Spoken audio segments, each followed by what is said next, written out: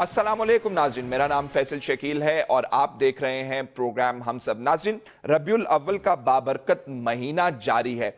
रसूल पाक सल्लल्लाहु अलैहि वसल्लम की सीरत वैसे मुकम्मल code of conduct, code of life कहा जाता है। हज्जतुल विदा के मौके पर पैगाम जो रसूल पाक ने दिया, उसके ऊपर कौम अमल पैरा है। हमारे मुल्क के अंदर शरीयत की तो बात की जाती है, लेकिन जब शरीयत के निफाज की बात होती है तो कौन सी शरीयत निफाज करें उसके ऊपर मुख्तलिफ राय आते हैं। कुछ लोग ठोंसना भी इसे चाहते हैं। इस मौजू के ऊपर गुफ्तगू करेंगे। हमारे साथ इस्लामाबाद स्टूडियो में तशरीफ रखते हैं वाइस प्रेसिडेंट हैं मजलिस वादतुल मुस्लिमीन के अलामा अमीन शहीदी साहब। लाहौर में हमारे साथ अलामा इब्तिसाम इलाही ज़हीर साहब तशरीफ रखते हैं, रिलीजियस स्कॉलर हैं, और मुफ्ती मुनीबुर रहमान साहब चेयरमैन रोयते हलाल कमेटी भी हैं। मुफ्ती मुनीबुर रहमान साहब, आपसे सबसे पहले वजाहत चाहेंगे, पाकिस्तान के मुआशरे के हवाले से वजाहत कीजिएगा। जो पाकिस्तानी मुआशरा आज है, क्या वो वही मुआशरा है जो मुस्लिम मुआशरा होना चाहिए?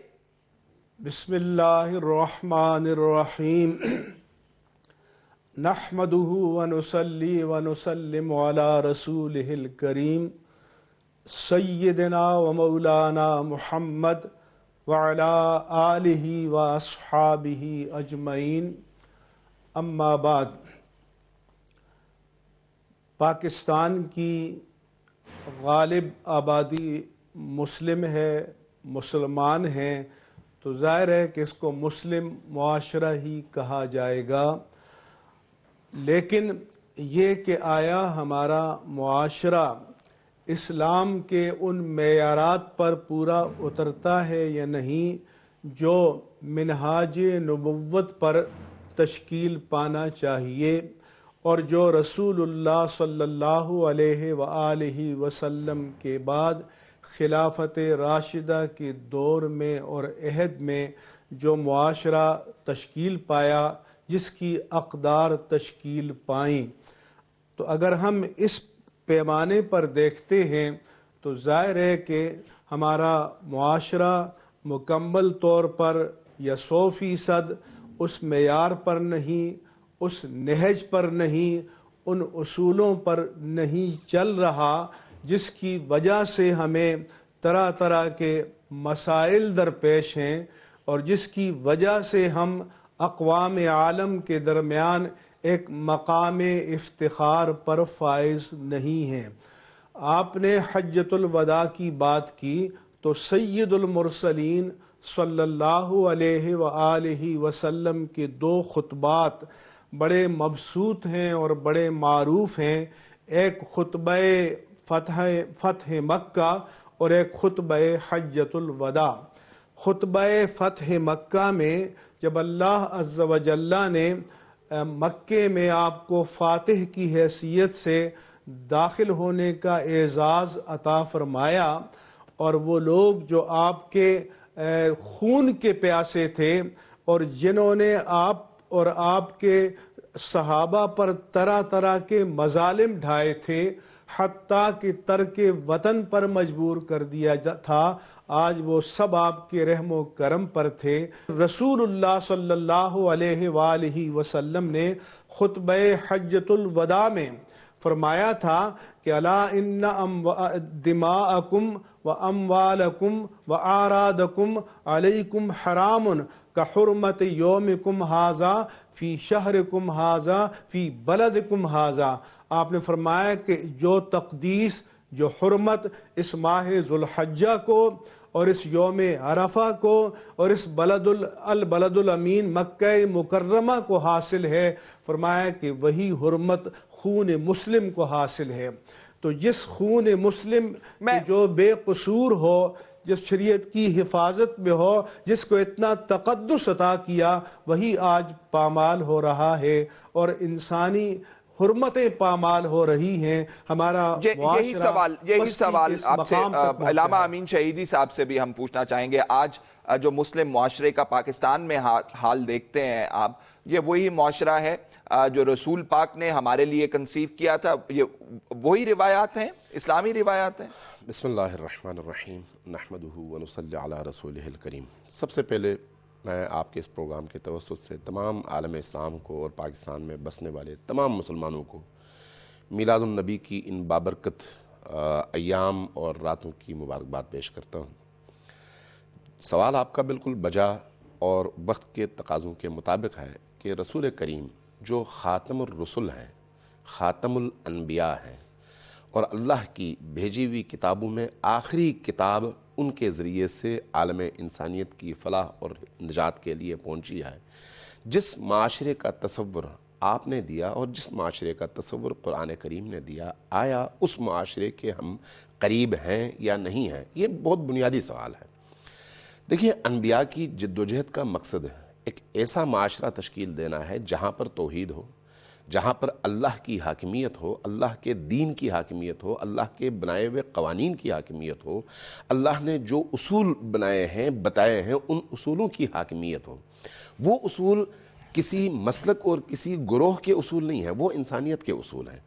اسلام نے جو اصول ہمیں دیے ہیں قرآن کریم کی صورت میں، نبی پاک صلی اللہ علیہ وآلہ وسلم کی سیرت طیبہ کی صورت میں، وہ اصول عالم انسانیت کے اصول ہیں، یعنی دوسرے لفظوں میں سچائی، عدل، انصاف، دوسروں کا خیال رکھنا، ضعیفوں کا خیال رکھنا، ظالموں کے مقابلے میں ڈٹ جانا، ظلم کا مقابلہ کرنا اور مظلوم کو ظالم سے اس کا حق چھین کر دینا، معاشرے کے اندر مساوات قائم کرنا، ہر شخص کو اس کا حق پہنچانا، ایک ایسا معاشرہ جہاں پر ظلم کو پنپنے کا موقع نہ ملے اور مظلوم کو مظلوم تر نہ بنایا جا سکے، جہاں پر کرپشن نہ ہو، جہاں پر ناانصافی نہ ہو، جہاں پر انسان کا خون بکتا نہ ہو، جہاں پر بے گناہوں کا قتل عام ہوتا نہ ہو، جہاں پر انسان تو انسان جانوروں کو بھی تحفظ حاصل ہو۔ یعنی یہ وہ اصول ہیں جو اسلام کے نام سے قطع نظر دیکھیں تو ہر انسان جس کے اندر فطرت سلیم زندہ ہے وہ ان اصولوں کو فوراً قبول کرے گا اور کہے گا یہ انسانی فطرت کے عین مطابق اصول ہیں۔ وہی اصول لے کر انبیاء آئے اور خاتم الرسل ان تمام انبیاء کے وارث کے طور پر ان تمام اصولوں کے مجموعے کو انسانی معاشرے کے مزاج کے مطابق لے کر آئے اور انہوں نے پیش فرمایا۔ اب جب ہم اس اعتبار سے دیکھتے ہیں تو ذرا تقابلی مطالعہ کر لیجئے گا کہ وہ معاشرہ کیسا معاشرہ تھا، آج کا معاشرہ کیسا معاشرہ ہے۔ آج ہم یہ ضرور کہہ سکتے ہیں کہ ہم مسلمان ہیں، یہ ضرور کہہ سکتے ہیں کہ پاکستان مسلمان ملک ہے، لیکن پاکستان کا معاشرہ، پاکستان میں رائج اصول اور رائج قوانین، پاکستان کے اندر جو معاشرتی ہمارے ریلیشنز ہیں، آیا یہ اسلامی ہیں یا نہیں ہیں؟ یہ ایک بہت بڑا سوال ہے۔ اس کے اوپر بھی آتے ہیں۔ میں ذرا ابتسام الہی صاحب سے بات کرنا چاہتا ہوں۔ ابتسام صاحب، آپ نے ہمارے دونوں مہمانوں کی بات سنی، آپ کی رائے مختلف ہے یا یہی رائے ہے آپ کی؟ دیکھیں جی، یہ تو بات بالکل کلیئر کٹ ہے کہ جب ہم نے یہ پاکستان بنایا تھا تو اس وقت یہی جذبہ تھا کہ ایک اسلامی ریاست بنائی جائے، لیکن بدنصیبی کی بات یہ کہ اسلامی ریاست تو نہ بن سکی، لیکن مسلمانوں کی میجورٹی ہونے کے ہم مسلمان معاشرے کے افراد ضرور رہے۔ اور اس میں صرف ایک پہلو یہ نہیں تھا کہ اس کے اندر انسانوں کے جو حق تلفی ہوتی تھی، بلکہ جو آپ کا جو سماجی زندگی گزارنے کے اندر جو حیاداری کا کلچر تھا، ہم اس کو بھی پروموٹ کرنے میں کامیاب نہ ہو سکے۔ اسی طرح ہماری خارجہ پالیسی بھی جو اسلام کے درجی اصولوں کے تحت ہم اس کو استوار کرنے میں کامیاب نہ ہو سکے۔ حضرت رسول اللہ صلی اللہ علیہ وسلم کی حیات مبارکہ جو ہے وہ ایک ایسی محسن انسانیت کی حیثیت سے آپ کی دنیا میں آمد ہوئی ہے جس نے معاشرے کی تمام فیکلٹیز کے اوپر گہرا اثر مرتب کیا ہے۔ آپ نے سماجی رویوں کو بھی تبدیل کیا ہے، آپ نے معاشرتی اقدار کو بھی تبدیل کیا ہے، آپ نے معاشی معاملات کی بھی اصلاح کی ہے، آپ نے جاہلیت کے جو بے وجہ ہونے والے جھگڑوں تھے ان کا بھی انسداد کیا ہے، آپ نے خون ناحق کو بھی ختم کیا۔ حضرت ہدیۃ الکبریٰ نے حضرت رسول اللہ صلی اللہ علیہ وسلم کے اوپر جب پہلی وحی آئی تھی تو اس وقت انہیں کہا تھا انک تحمل الکل وتکسب المعدوم وتعین علی نوائب الحق وتنصر المظلومین، آپ گرے ہوا کو اٹھانے والے ہیں، آپ بجھے ہوا کو جلانے والے ہیں، آپ حق کی پشت بانی فرمانے والے ہیں اور آپ مظلوموں کے کام آنے والے ہیں، اس لیے اللہ تبارک و تعالیٰ آپ کو ضرور کامیاب اور کامران کرے گا۔ تو حضرت رسول اللہ صلی اللہ علیہ وسلم نے اس معاشرے قیام کے لیے اپنی تمام کی تمام پوٹینشلز کو، اپنی تمام کی تمام صلاحیتوں کو، اپنی تمام کی تمام ایبیلٹیز کو بروئے کار لے کے آئے۔ صحابہ کرام رضوان اللہ علیہم اجمعین کے عظیم گروہ اور جماعت نے آپ کا ساتھ دیا، اللہ تبارک و تعالیٰ کی غیبی نصرت آپ کے ساتھ تھی، اور آپ نے کیسے معاشرے کی تشکیل دی جس کی بنیاد کوئی عصبیت نہیں تھی۔ عتبہ حجۃ الوداع کے الفاظ یہی ہیں، لا فضل لعربی علی اعجمی ولا لاعجمی علی عربی، کسی عربی کو کسی اجمی پر اور کسی اجمی کو کسی عربی پہ کوئی فضیلت حاصل نہیں۔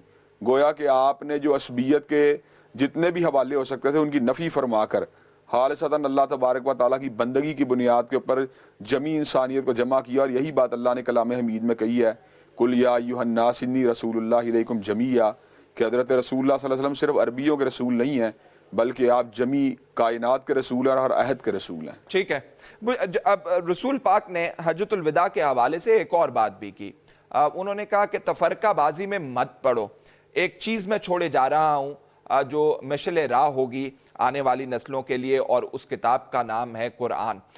اس کے باوجود ہمارے اندر تفرقہ بازی کیوں ہے، یہ سوال کریں گے ایک چھوٹے سے بریک کے بعد۔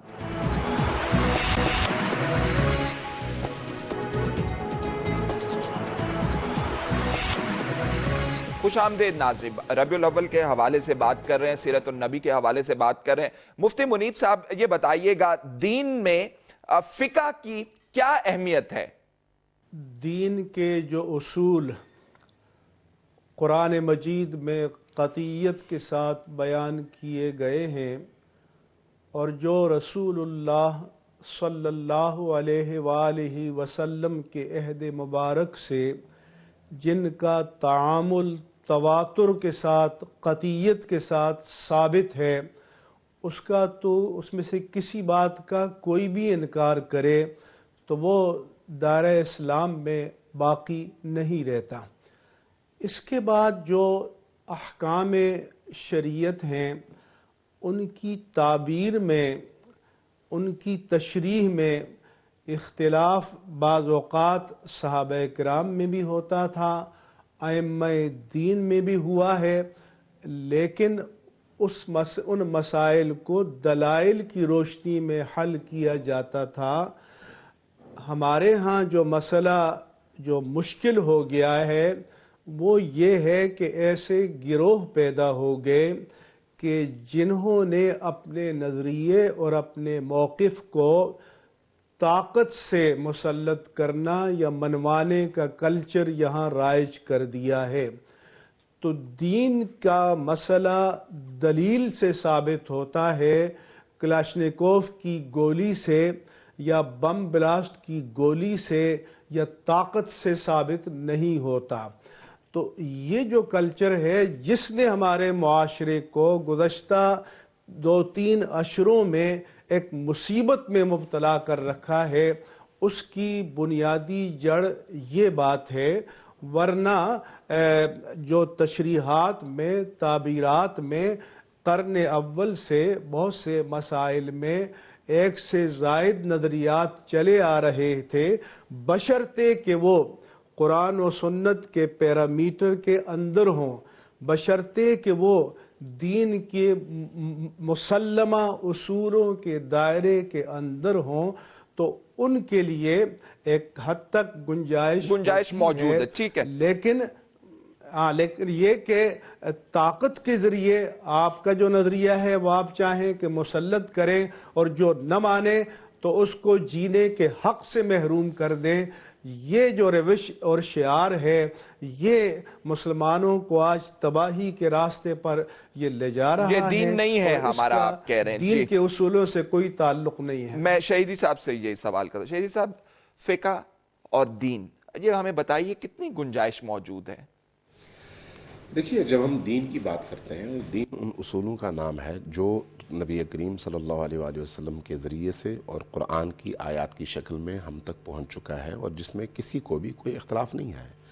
اللہ، رسول، قیامت، حج، احکام، اس طرح کی تمام چیزیں جن پر تمام عالم اسلام متفق ہیں، یہ کلی اصول ہیں، یہ دین بھی ہے، سب کے لیے قابل قبول اور سب کے لیے قابل عمل۔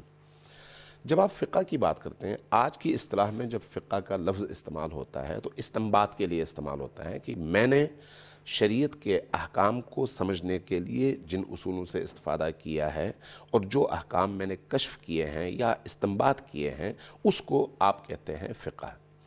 اس اعتبار سے اختلاف، جیسے مفتی صاحب نے فرمایا، فقہا کے درمیان رہا ہے، اسی لیے ان کو فقیہ کہتے ہیں کہ وہ دین میں تعمق، تدبر اور تفکر کے ذریعے سے اس کی گہرائیوں تک پہنچتے ہیں اور اپنی سمجھ بوجھ اور اپنی شناخت کے مطابق اس سے احکام کا استنباط کرتے ہیں۔ فقہ فرقہ واریت میں کیسے بدل جاتا ہے؟ میں اسی طرف آتا ہوں۔ اب یہ جو اختلاف ہے یہ ایک علمی اختلاف ہے۔ اس علمی اختلاف میں کبھی بھی قتل و غارت گری کا امکان نہیں ہوتا، مگر یہ کہ وہی صورتحال پیدا ہو جس کے بارے میں مفتی صاحب نے فرمایا کہ کوئی شخص اپنی شناخت کے مطابق جس حکم کو اس نے استنباط کیا ہے یا سمجھا ہے کہ یہ اللہ کا حکم ہے، اس کو بزور شمشیر دوسروں پر مسلط کرنا چاہے۔ نبی کریم کی سیرت اور اہل البیت اور صحابہ کرام کی جو سیرت رہی ہے، وہاں پر ان اختلافات کے باوجود سب آپس میں شیر و شکر رہے۔ اس لیے گزشتہ تاریخ میں آپ دیکھ لیں کہ بصرہ کے علماء کا فتویٰ کچھ اور ہوتا تھا، کوفہ کے علماء کا فتویٰ کچھ اور ہوتا تھا، مدینہ کے علماء کا فتویٰ کچھ اور ہوتا تھا، لیکن ان باوجود اس کے سب ایک دوسرے کے ساتھ رہتے تھے، ان کے آپس کے روابط تھے، ایک دوسرے کے پیچھے نماز پڑھتے تھے، جب ایک دوسرے کے پاس جاتے تھے تو نہایت احترام کے ساتھ ایک دوسرے کے تقدس کا، مقام کا خیال رکھتے تھے، ان کے حقوق کا خیال رکھتے تھے۔ یعنی یہ جو اختلافات ہیں، یہ جب تک شدت میں نہ تبدیل ہو، جب تک مفتی صاحب کے بقول جو انہوں نے فرمایا کہ اسلحہ اور طاقت کی زبان بولنے کی شکل اختیار نہ کرے، اس وقت تو یہ اختلافات رحمت ہیں اور اچھی بات ہے۔ اس کے ذریعے سے آپ نئی چیزوں کا استنباط کر سکتے ہیں اور وقت کے تقاضوں کے مطابق دین کے احکام آپ پیش کر سکتے ہیں معاشرے کے سامنے۔ آج جو آپ کے پاس جدید مسائل پیش آتے ہیں، ان کا آپ حل اگر دینا چاہیں۔ کی بات بھی کی مفتی منیب الرحمان صاحب نے، آپ کا کیا خیال ہے؟ عدم تشدد، طاقت اور تشدد کی جو ہمارے معاشرے میں ٹھونسا جا رہا ہے اس وقت، جس قانون کی بات کی جا رہی ہے، جس کو شریعت کہا جا رہا ہے، اس کے بارے میں یہی عرض کر رہا تھا کہ شریعت نے تو ہمیں آپس میں مل کر رہنے کا سلیقہ اور طریقہ سکھایا ہے، اور یہ کہا ہے نبی کریم کی، آپ چونکہ میلاد کے ایام ہیں نا، یہ ربیع الاول کے مقدس ترین ایام ہیں، یہ ایام ہمیں نبی کریم کی سیرت کو سمجھنے کا بہترین موقع فراہم کرتے ہیں۔ ہمیں یہ دیکھنا چاہیے کہ نبی کریم نے اس طرح کے اختلافی مواقع پر کس طرح کی حکمت عملی اختیار کی۔ جس صحابی نے کسی دوسرے صحابی کے فہم سے اختلاف کیا، اس کے حوالے سے نبی کریم کا اپنا رویہ کیسا رہا۔ اب جب اس رویے کو معیار بناتے ہیں تو خود بخود پتہ چل جاتا ہے کہ شدت پسندی کا نہ دین سے تعلق ہے، نہ نبی کریم کی سیرت سے تعلق ہے۔ دہشت گردی اور اسلحے کی زبان بولنا جو ہے، یہ کفار مکہ کا سلیقہ تو ہو سکتا ہے، مشرکین مکہ نے تو یہ طریقہ اختیار کیا، لیکن رسول اللہ اور رسول اللہ کے مقدس اصحاب اور بابرکت اہل البیت نے کبھی بھی یہ روش اور یہ طریقہ اختیار نہیں کیا۔ ٹھیک ہے، اب میں لاہور میں علامہ ابتسام الہی ظہیر صاحب سے یہی سوال کرنا چاہتا ہوں، فقہ کی گنجائش کے حوالے سے تھوڑا سا وضاحت فرما دیجئے، اور جو مفتی صاحب نے بات کی ہے اور جو علامہ صاحب نے بات کی ہے، اس حوالے سے بھی وضاحت کیجئے گا ذرا۔ تلوار ٹھونسنا، اپنا نقطہ نظر ٹھونسنا جائز ہے؟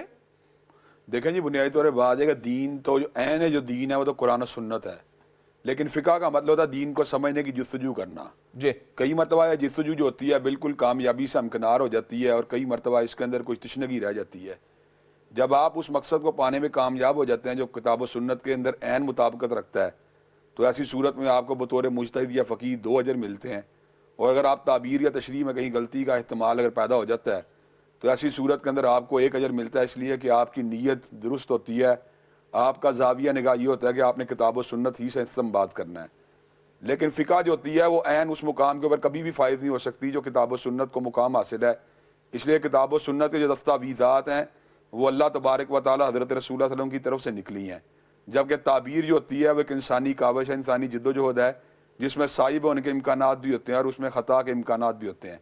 لیکن میں یہ بات سمجھتا ہوں کہ امت مسلمہ کے اندر اگر تعبیر کا کہیں کوئی اختلاف پیدا ہو جائے تو مراجعت کے لیے اصول جو ہیں ہمارے سامنے موجود ہیں، فَإِن تَنَازَعْتُمْ فِي شَيْءٍ فَرُدُّوهُ إِلَى اللَّهِ وَالرَّسُولِ، کہ اگر تنازع پیدا ہو جائے تو اللہ رسول کی واپس پلٹ آؤ۔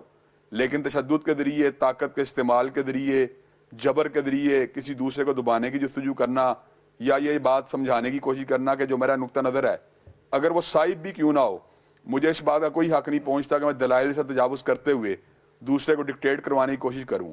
یہ علمی معاملات ہیں، انہیں قلم کے ذریعے، زبان کے ذریعے اور احسن اسلوب کے ذریعے آگے پہنچانا چاہیے، اور اللہ تبارک و تعالیٰ نے یہی ارشاد فرمایا ہے کہ ادعو الی سبیل ربک بالحکمت والموعظۃ الحسنہ، کہ اللہ تبارک و تعالیٰ کے راستے کی طرف بلائیں حکمت کے ساتھ اور اچھے انداز کے ساتھ۔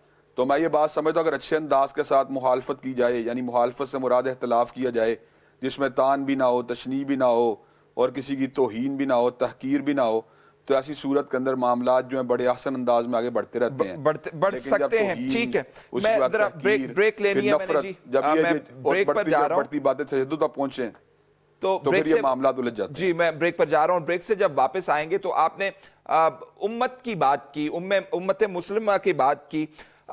ریاست کا کیا کردار ہوتا ہے؟ جب ہم مسلم امہ کی بات کرتے ہیں تو ہم پورے دنیا کے مسلمانوں کی بات کرتے ہیں، لیکن جب ہم اپنے معاشرے پہ نظر دوڑاتے ہیں تو بے راہ روی کا شکار نظر آتا ہے. تو ان حالات میں کس طرح مسلم امہ کی بات کی جا سکتی ہے، یہ بات کریں گے بریک کے بعد.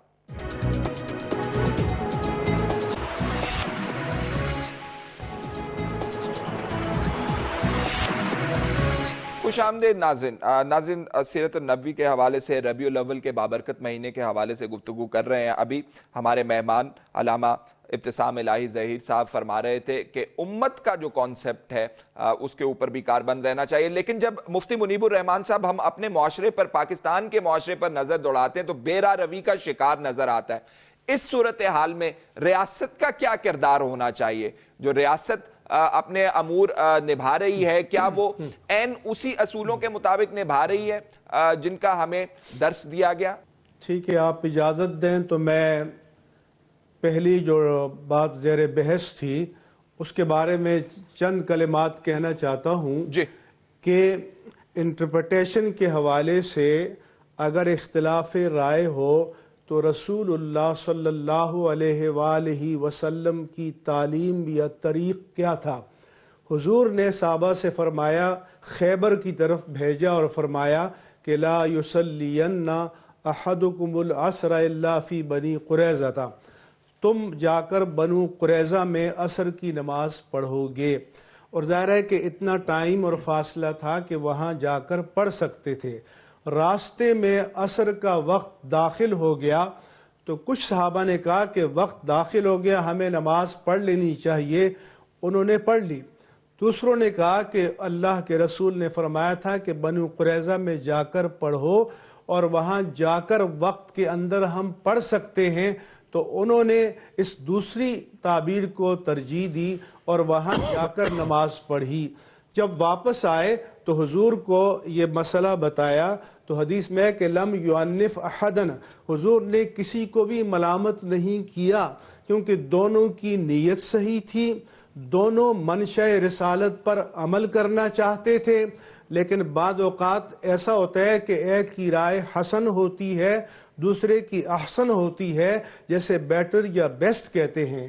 اس کے برعکس ایک سریہ میں حضور نے صحابہ کو بھیجا تو اس کے جو سپاہ سالار یا کمانڈر تھے یا کمپنی کمانڈر تھے، انہوں نے آگ جلائی اور ٹیسٹ کے لیے اپنے سپاہیوں سے کہا کہ آگ میں کود جاؤ. کچھ تیار ہو گئے. دوسروں نے کہا کہ ہم تو آگ سے بچنے کے لیے اسلام میں داخل ہوئے ہیں. تو وہ سارے رک گئے، واپس آئے اور حضور کو یہ مسئلہ بتایا تو حضور نے فرمایا کہ جو داخل ہونے کے لیے تیار ہو گئے تھے، اگر تم آگ میں کود جاتے تو قیامت تک اسی میں رہتے. یعنی جہاں حق اور باطل کا ٹکراؤ ہو تو حق کو اختیار کرنا فرض اور لازم ہے، لیکن جہاں پر تھوڑا بہت گنجائش ہو تو وہاں تعبیر میں اختلاف جو ہے منشأ رسالت کے اندر رہتے ہوئے ہو سکتا ہے. اب آپ نے جو سوال کیا جی مجھے بریفلی ذرا بتائیے گا سے دو چار ہیں. ریاست کی ذمہ داری کیا ہے؟ ریاست کی ذمہ داری ہے عدل کو قائم کرنا. حضرت ابو بکر صدیق رضی اللہ عنہ نے اپنے پہلے خطبہ خلافت میں فرمایا تھا کہ تم میں سے اگر کوئی مظلوم ہے تو فرمایا کہ میں اس وقت تک نہیں رکوں گا حتیٰ آتیہ الحق انشاءاللہ، جب تک کہ ظالم سے اس کا حق لے کر اس کو لوٹا نہ دوں. اور فرمایا کہ تم میں سے جو ظالم ہے میں اس وقت تک چین سے نہیں بیٹھوں گا جب تک کہ اس سے مظلوم کا حق چھین کر مظلوم کو لوٹا نہ دوں. تو ریاست کا کام ہے عدل قائم کرنا اور ظلم کی طرف بڑھتے ہوئے ہاتھوں کو توڑ دینا اور مظلوم کی حمایت میں کھڑے ہونا.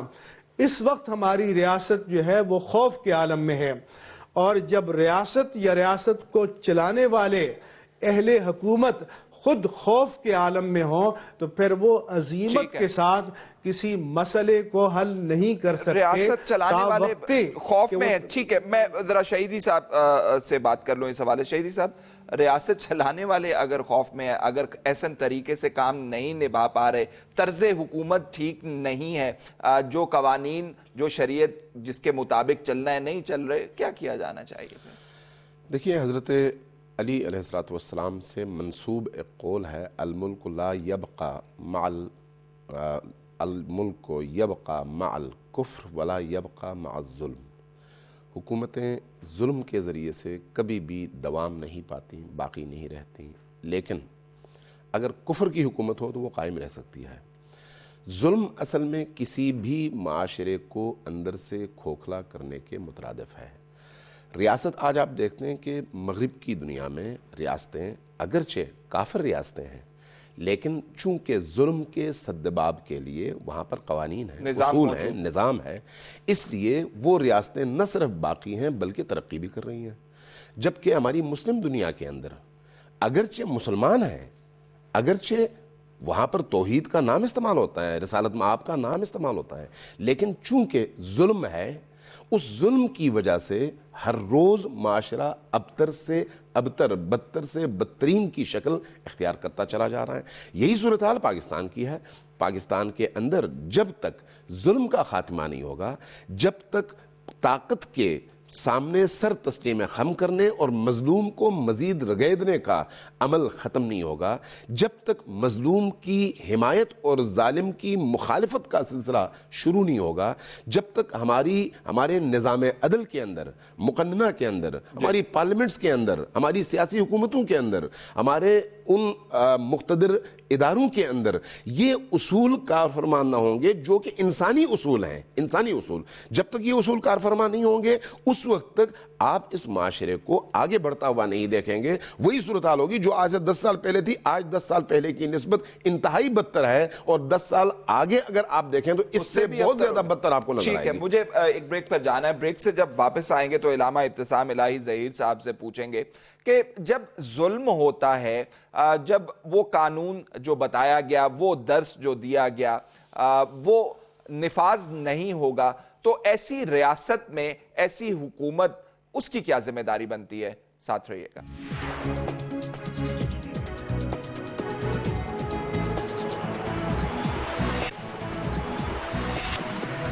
خوش آمدید. بات کر رہے ہیں سیرت النبی کے حوالے سے, ربیع الاول کے بابرکت مہینے کے حوالے سے. ابتسام صاحب, یہ بتائیے ہمیں, جب ریاست ناکام ہو جاتی ہے, آخری خطبے میں تو یہ بھی کہا گیا کہ انسانی جان و مال کا تحفظ کرنا ہے, پرامن زندگی اور بقائے باہمی کا حق دینا ہے. جب عزت نفس ہی کسی کی محفوظ نہیں ہوگی اور اسے ایسے ٹریٹمنٹ دیا جائے گا جیسے وہ پرلے درجے کا شہری ہے, تو وہ اس معاشرے میں ایسی حکومت کیا کام ہے اس کا؟ دیکھیں جی, بنیادی طور پر بات ہے, اس بات کے حصے دو ہیں. پہلی بات یہ ہے کہ جس طرح مجھ سے پہلے بات ہوئی ہے کہ ظلم کے خاتمے کے لیے ریاست کو اپنا کردار ادا کرنا چاہیے.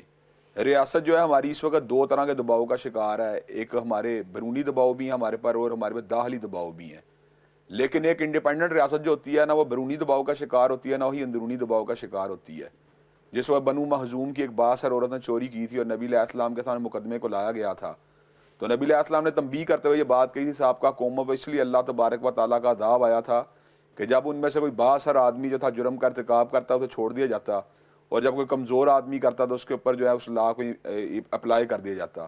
تو آپ نے تنبیہاً یہ بات کہی کہ دنیا میں سب سے زیادہ اس وقت جو میرے قریبی ترین اجزاء و اقارب میں سے نمایاں ترین ہستی ہے حضرت فاطمہ الزہرا کی ہستی ہے. لو ان فاطمہ بنت محمد سرقت لقطعت یدہا, اگر خدا نہ آستہ کبھی ایسا موقع آئے کہ وہ بھی کسی جگہ پہ ہوں تو میں اس وقت ان کے اوپر بھی لا کی امپلیمنٹیشن سے پیچھے نہیں ہٹوں گا. اس کا مطلب یہ نبی علیہ السلام نے ہوموجینیس اپلیکیشن آف لا کا درس دیا ہے. لیکن یہاں پہ ہمارے یہاں پہ جو ہے نا پک اینڈ چوز کا معاملہ ہے. تو اس صورت کا میں یہ سمجھتا ہوں کہ علماء امت کی ذمہ داری ہوتی ہے, سیاسی کارکنوں کی ذمہ داری ہوتی ہے, سماجی رہنماؤں کی ذمہ داری ہوتی ہے, اوپینین لیڈرز کی ذمہ داری ہوتی ہے کہ رائے عامہ کو کلٹیویٹ کریں, اس کو ہموار کریں کہ حکومت جو ہے یہاں جو ہے معاملات کے اندر جو ہے زیادتی کر رہی ہے, بے اعتدالی کا مظاہرہ کر رہی ہے. مجھے حضرت عمر فاروق رضی اللہ تعالیٰ عنہ کا وہ خطبہ یاد آ رہا ہے کہ جب آپ نے ارشاد فرمایا کہ اگر میں اگر تمہارے ساتھ انصاف والا معاملہ نہ کروں یا قرآن و سنت کے جو تقاضے اور منشا ان کو پورا نہ کروں، تم میں سے کیا معاملہ کرو گے؟ تو ایک پیچھے سے عربی کھڑا ہوا گیا، اس نے کہا نقویمو کا بہذا، تو ہم آپ کو بزور جو ہے نا آپ کو سیدھا کرنے کے لیے ہم اپنا زور استعمال کریں گے۔ تو میں یہ بات سمجھتا ہوں اس وقت زور استعمال کرنے کا میرا مقصد یہ نہیں کہ ہم کوئی تشدد کی ایک نئی تحریک کو یہاں آواز دینا چاہتے ہیں، لیکن میرا یہ بات میں سمجھتا ہوں کہ ملک کے تمام مکاتب فکر، تمام طبقہ ہے زندگی جو ہیں، تو چاہے ان کا تعلق مذہب سے ہو، چاہے ان کا تعلق سماج سے ہو یا سیاسیات سے ہو، ان کی ایسی صورت ذمہ داری ہوتی ہے کہ انڈیپینڈنس کے لیے، ملک کی خود مختاری کے لیے اور یہاں پہ لا کی ہوموجینس امپلیمنٹیشن کو یقینی بنانے کے لیے اپنا کردار ادا کریں۔ اور تمام مکاتب فکر کے علماء کی بالخصوص یہ ذمہ داری ہے کہ اس مسئلے کے اندر مکتب فکر یا فرقہ پرستی کے اندر اپنے آپ کو آلودہ کرنے کی بجائے مظلومیت اور حق پرستی کے اصولوں کو جو ہے نا مد نظر رکھیں۔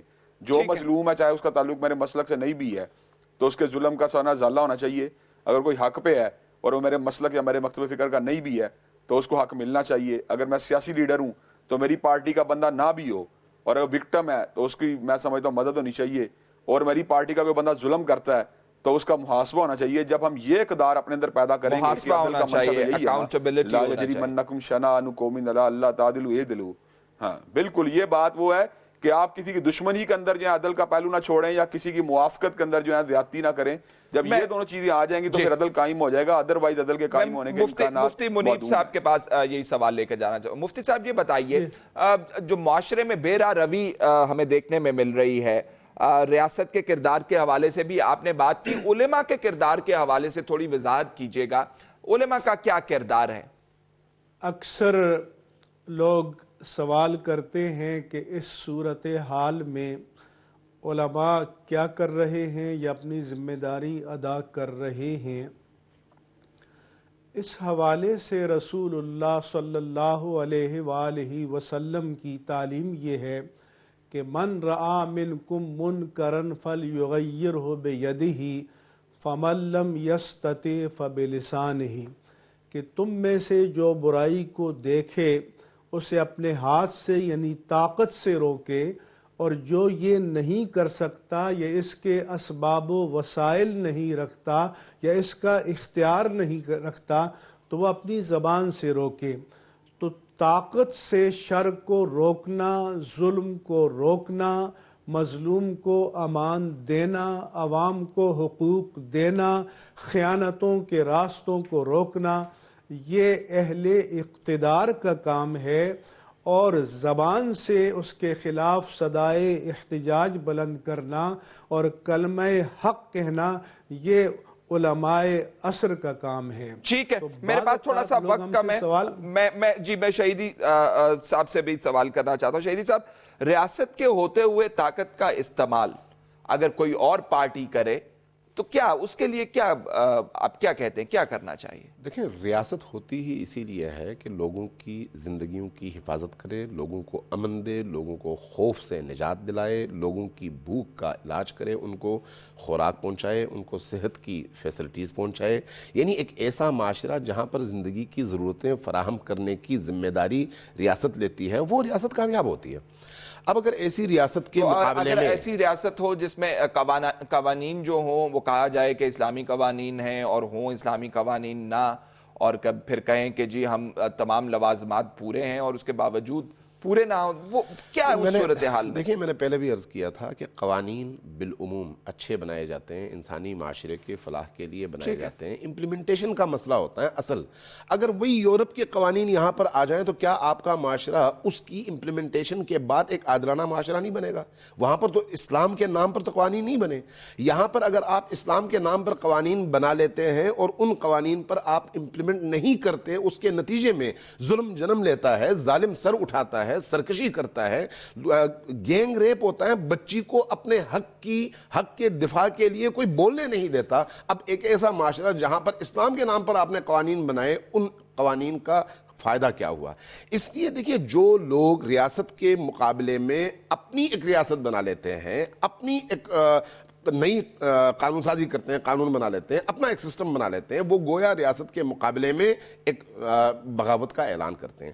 ریاست کو چاہیے کہ اپنی رٹ قائم کریں، جو اسلامی قوانین پاکستان کے اندر ہے، اگر انہی پر عمل درآمد کیا جائے تو 10 سال کے اندر پاکستان بہت سارے دیگر ممالک سے بہت آگے نکل سکتا ہے اور ترقی پا سکتا ہے۔ ٹھیک ہے ناظرین، پروگرام کا وقت ختم ہوا جاتا ہے۔ ہم اپنے مہمان گرامی علامہ امین شہیدی صاحب بہت بہت شکریہ، مفتی منیب الرحمان صاحب آپ کا بھی بہت شکریہ، اور علامہ ابتسام الہی ظہیر صاحب آپ کا بھی بہت بہت شکریہ۔ ناظرین، جس رسی کا اللہ تعالیٰ نے ذکر کیا تھا مسلمانوں کے لیے کہ تھام لو، وہ رسی مل نہیں رہی ہے لگتا ہے۔ ایسے میں کہا یہ جا رہا ہے کہ ریاست کی ذمہ داری بنتی ہے کہ وہ راستہ دکھائے۔ ریاست کب راستہ دکھائے گی؟ ہمیں اجازت دیجیے، اللہ حافظ۔